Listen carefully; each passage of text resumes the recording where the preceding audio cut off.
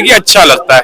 अब एटलीस्ट जो क्राइम है, जैसे फॉर एग्जांपल हम यूपी का ही एक उदाहरण लेते हैं, यूपी क्योंकि हमारे एनसीआर में लगता है, तो यहाँ पे तो इतना क्राइम होता था कि भैया रात को तो आप ये समझिए कि देवबंद वाला जो इलाका है, यहाँ से किसी को अगर उत्तराखंड जाना है तो वो जा ही नहीं सकता था देहरादून मंसूरी घूमने, क्योंकि लूटपाट इतनी हो जाती थी। बहन बेटियां जो थी यूपी के अंदर सुनते थे कि 5 बजे के बाद 6 बजे के बाद निकल नहीं सकती थी, क्योंकि छेड़छाड़ बहुत होती थी। अतीक अहमद हो, मुख्तार हो, इनका तो ऐसा वहां पे राज था, गुंडा राज था कि लोगों के जीवन ही अस्त व्यस्त हो रखा था। लेकिन सुना है कि जब से, और देखा भी है तथ्यों के आधार पर, कि योगी सरकार आई है, तब से कहीं ना कहीं कानूनी प्रतिक्रिया बहुत अच्छी चल रही है। अब जो कल्प्रिट है वो कोर्ट का दरवाजे तक पहुंच जाता है, पहले पहुंच नहीं पाता था। बेचारा गरीब तो सजा भुगतता था, लेकिन जो कल्प्रिट होता था वो वहां नहीं पहुंच पाता था, क्योंकि प्रशासन और कुशासन दोनों ही उस अपराधी के पक्ष में बात रखते थे। लेकिन आज एक साल, जैसा अमित शाह जी ने बोला, कानून के अंदर बदलाव भी किए गए, तो वो बहुत सराहनीय है। क्योंकि क्या होता है, आप कोई अपराध करिए, अपराधी और ज्यादा कट्टर क्यों बनता है? जब वो एक बार जेल की हवा खाया था, वो कहता अब तो मैं यूज्ड टू हो गया, अब तो मेरे को हैबिट हो गई, कुछ नहीं होता वहां पे। वो दूसरे मर्डर के लिए करते हैं, क्योंकि बेल इजिली मिल जाती है, क्योंकि चार्जशीट दाखिल होने में सालों लग जाते हैं। अब कहीं ना कहीं जो कानून में चेंजेस हुए हैं, उसके अमित शाह जी ने, जैसा मैं सुन रहा था, दिया कि भाई चार्जशीट आपको इतने दिनों के अंदर दाखिल करनी पड़ेगी। अगर नहीं करते हो, हर चीज की एक लिमिट कर दी, टाइम लिमिट कर दी, वो बहुत अच्छा है। क्योंकि हम भी चाहते हैं ना, इंसाफ जो है वो जहां से कोर्ट भी हो, 1 साल के अंदर कल्प्रिट को सजा सुनाए। ये नहीं सालों साल चलता ही जा रहा है, केस चलता ही जा रहा है, इतने में उसके ऊपर जहाँ 1 मुकदमा होता है उसकी सजा नहीं मिलती, वो 10 मुकदमे और तैयार कर लेता है, क्योंकि वो पक्का बदमाश बन जाता है, गुंडा बन जाता है, और वो कहीं ना कहीं समाज के लिए खतरा हो जाता है। आप देखिए ना, मुख्तार अतीक को, ये गुंडे थे, ऐसे गुंडे बने कि भैया मुलायम सिंह यादव जी ने टिकट दे करके एक को लोकसभा में पहुंचाने का काम किया और एक को विधानसभा में पहुंचाने का। जब ये गुंडे बदमाश लोकसभा और विधानसभा में जाकर के बैठेंगे, तो हम समझ सकते हैं हमारे राज्य का विकास होगा, या वो रसातल तक या भूकाल तक जाएगी। ठीक कह रहे हैं आप, ठीक कह रहे हैं। जनता हमसे जुड़ी हुई है। केजरीवाल जी ने कहा कि मेरी दिल्ली की झुग्गियां नहीं टूटनी चाहिए, कैसे देखते हैं स्टेटमेंट? अवैध कब्जा तो टूटना चाहिए। अच्छा। जितनी भी झुग्गियां हैं, ये वोट के राजनीति से झुग्गी बनी थी और चलती रही, जो चल रही है चलेंगी। अगर वे साफ सफाई हो जाए, लेकिन उनका रहने का भी तो इंतजाम होना चाहिए। रहने का इंतजाम तो केजरीवाल जी भी तो 11 साल दिल्ली की सत्ता में था, बीजेपी तो 27 साल के बाद आई है। केजरीवाल की बात तो छोड़ दो, उससे पहले जो है ना शीला दीक्षित जी थी। देखो, कांग्रेस ने भी झुग्गी बसाई है, केजरीवाल ने झुग्गी बसाई है। अब सारा जिम्मेवारी आ गई बीजेपी पे। ये दिल्ली को केजरीवाल तो लंदन पे बना नहीं पाया, हो सकता है बीजेपी जरूर बना देगी, इस हिसाब चल रहे हैं हर तरह। और लोगों से बात करते हैं, केजरीवाल जी नहीं करेंगे? चलिए ठीक, मैंने कहा आप जुड़े थे ना आके, इसीलिए। ठीक है, आप आ जाइए आगे, फ्रेम में आ जाइए, आगे।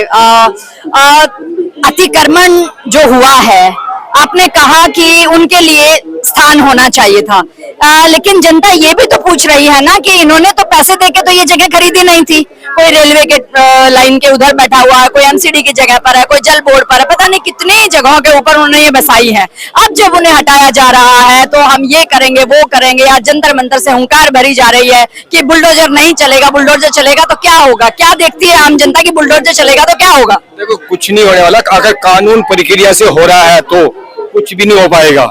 गैर कानूनी झुग्गी सब गैर कानूनी है, लेकिन मैं एक आदमी मतलब जीवन के लिए लोगों को इतनी इस तरह से कह सकता हूँ कि उनको रहने की तो फिर कोई ना कहीं जगह चाहिए, चाहे उसको 10 गज का प्लाट दो या 20 गज का दो, कुछ तो पहले उनका इंतजाम किया जाए। लेकिन वो जब यहाँ आए थे, जब वो जहाँ जिस जगह पर वो है, वो जगह कोई खरीदी तो है नहीं। आप और मैं जगह लेके खरीदते रहे या फिर हम किराया देके रहते हैं, लेकिन उन लोगों ने तो ऐसा खरीदा नहीं है, तो फिर उनके फेवर में ये इस तरह से क्यों खड़ा हुआ जा रहा है? ऐसा बहुत लोग ऐसे हैं, गरीब है, वो खरीद नहीं सकते, वे किराया भी नहीं दे सकते। अगर दे सकते हैं तो उनकी इच्छा है कहीं किराए पर रहे, इच्छा है उनकी। लेकिन वो जिस स्टेट से आए हुए हैं, वो अपनी स्टेट में वापस भी तो जाके अपना काम कर सकते हैं। ये तो बात सही है, लेकिन वो स्टेट में जाएंगे क्यों जाएंगे जब यहाँ पे उनको सब कुछ मिल रहा है, उनके जॉब कर रहे हैं, जब उनके पास जॉब है, दारू बेच रहे हैं, अफीम बेच रहे हैं, उनको पैसा मिल रहा है, तो वो क्यों जाएंगे? तो इसका मतलब जो इस तरह के गलत कार्य करने वाले हैं, उनके ऊपर जो ये बुलडोजर चल रहा, जो ये काम हो रहा है, तो ये तो सही काम हो रहा है ना? काम तो सही हो रहा है, बिल्कुल सही हो रहा है। अवैध कब्जा जरूर निकलना चाहिए। अवैध जमीन जिस भी विभाग की है उसको वापस मिलनी चाहिए। विभाग फिर उसके अकॉर्डिंग डेवलपमेंट करेगा ना, वो बिल्कुल करेगा, वो इसलिए तो खाली करवाया जा रहा है। ये अवैध रूप से जो कब्जे 27-30 साल से, जो 50 साल से कब्जे करवा कर रखे हैं, हटना कोई बुरी बात नहीं है, लेकिन मैं कहता हूँ जो छोटे छोटे बच्चे हैं गरीब वे जाएंगे कहाँ? अपने गांव तो उनको कुछ ऐसे लोग भी हैं गांव में भी कुछ नहीं है, कहाँ जाएंगे? उनके लिए मैं कहता हूँ कि उनको तो कुछ न कुछ होना चाहिए। चलिए और लोगों से भी जुड़ते हैं। कैसे देखते हैं केजरीवाल जी के इस स्टेटमेंट को कि एक झुग्गी पर भी बुलडोजर नहीं चलना चाहिए? केजरीवाल जी ठीक कह रहे हैं या कैसे? एक बुर्जुआन इंसान है तो सोच समझ के ही बोलेगा। भाई साहब ने जो बोला है ना, वो कोई पॉइंट ठीक है। अब ये सवाल बिल्कुल जो वो पूछ रहे हैं वो हक है, बात सबको पूछने का ये, मगर वो बुर्जुआन ही जान पाएगा, उसको ही उसका पता चलेगा कि हाँ दर्द क्या होता है। तो सोच समझ के हमारी रेखा गुप्ता ही, लेकिन ये सोच समझा इससे पहले नहीं, 40 साल से झुग्गियां बनी हुई है, 20 साल से झुग्गियां बनी है, किसी और ने नहीं सोचा। अब जो 27 साल के बाद सरकार ने वापसी की है तो जनता पूछती है कि इन्हीं को सोचना है सब कुछ, इससे पहले वाले ने किसी ने नहीं सोचा। नहीं ऐसा कुछ नहीं। एक देखिए एक चीज है, जैसे अभी एक हमारा आए अब्राहिम चरावरे, ठीक है नहीं, तो ये सोच यानी दुनिया चलाने वाला कोई और है, वो किससे काम ले ले कब काम ले ले वो कुदरत के हाथ में है। अब जो है ना मौजूदा अगर पूछते हैं एक बार, क्या आप कह रहे थे? कुछ बताइए। केजरीवाल ने जंतर मंतर से अभी 2 दिन पहले ही हुंकार भरी है कि बुलडोजर नहीं चलना चाहिए मेरी दिल्ली की झुग्गियों पर। ये स्टेटमेंट कैसे देखते? क्यों नहीं चलना चाहिए? वो तो नहीं, आज तक उसके पहले शीला दीक्षित जी थी, उसके पहले कांग्रेस थी, वोट बैंकिंग उन लोगों ने बनाया। क्या कोई जाति और धर्म देख के झुग्गियां तोड़ी जा रही हैं?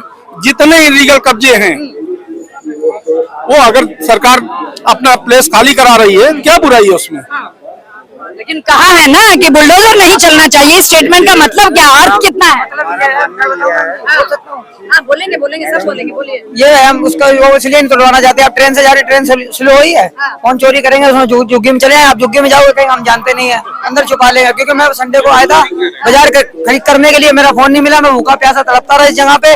मैं गुरुद्वारे में खाना खाया, 9 बजे ट्रेन पकड़ के पानीपत। आज मेरा फोन सेफ है क्योंकि मैं अपने गुरुद्वारे वालों ने बोला था सेफ आ सेफ जा। जो बंदा मेरे पीछे आता है मुझसे साइड हो जाता हूँ, कोई मेरे से ऑर्डर पूछता मैं कहता हूँ मुझे नहीं पता, क्योंकि मुझे भी यहाँ किसी ने रास्ता नहीं बताया था, मेरे पास किराया नहीं था, मुझे जाना इधर था, मुझे भेजा इधर गया।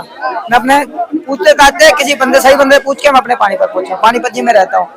अब आपका ये बिल्डिंग है, इसमें बंदा घुसेगा मंदिर में, पुजारी से पूछ सकते हैं इसमें बंदा घुसा, क्योंकि बंदा जा नहीं सकता। पुजारी है गुरुद्वारे में, सरदार जी है, मारेंगे। करेंगे बात। दिल्ली में 27 साल के बाद बीजेपी ने वापसी की, केजरीवाल जी को रास्ता दिखाया, लेकिन केजरीवाल जी गुजरात से जीत के आते हैं, लुधियाना से जीत के आते हैं और आके दिल्ली में हुंकार भरते हैं। तो ये क्या उनका कॉन्फिडेंस आ गया है या जनता उन्हें पसंद ही कर रही है? मैडम, हर राज्य में निगेटिव, क्या मोदी जी का ये घर नहीं है? वो गुजरात, उनका पूरा देश